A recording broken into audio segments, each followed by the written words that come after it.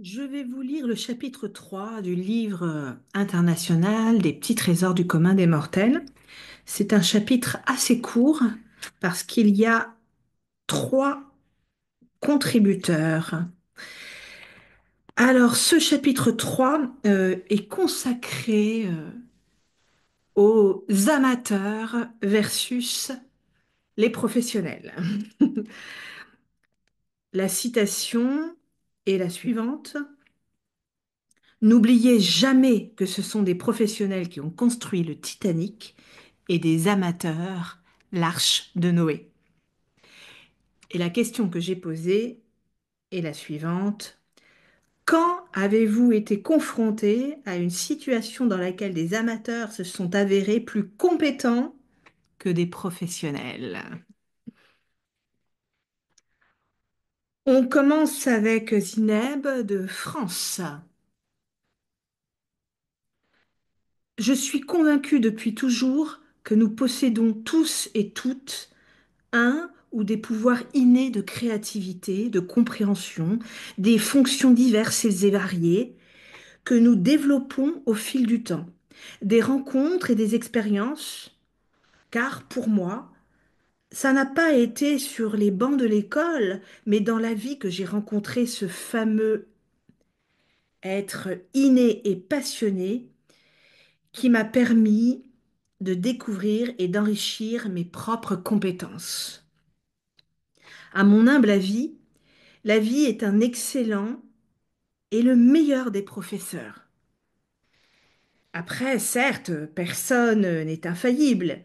Et pour reprendre l'exemple du Titanic, cela a permis de ne pas reproduire les mêmes erreurs et d'affiner les connaissances et les recherches.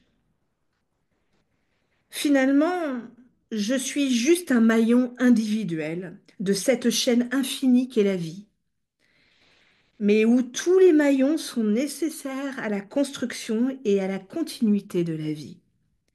La seule différence s'appelle l'expérience.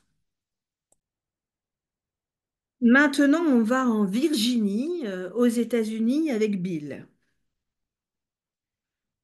Quand je travaillais pour General Electric, j'étais dans une équipe spécialisée dans le financement de projets de générateurs d'électricité. C'était un boulot avec beaucoup de complexité et un groupe d'avocats et de banquiers très connus et renommés dans le secteur. Comme débutant, à l'âge de 29 ans, je n'avais aucune réputation ni autorité parmi ces experts. Mais j'ai découvert que les experts ont fréquemment tort dans leurs hypothèses économiques et dans les accords nécessaires pour financer, pour finaliser le financement.